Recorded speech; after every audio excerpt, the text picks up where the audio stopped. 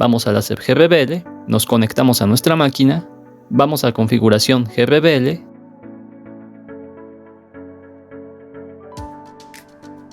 vean los valores antes del reinicio,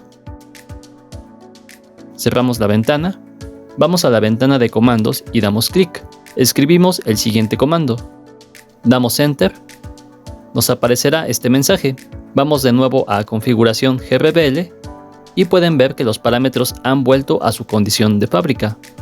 Para terminar, aún así les aconsejamos hacer una copia de respaldo de los parámetros de su tarjeta de control. Si quieren saber más, en la pantalla aparecerá el enlace al video que lo explica y también lo dejaremos en la descripción de este video.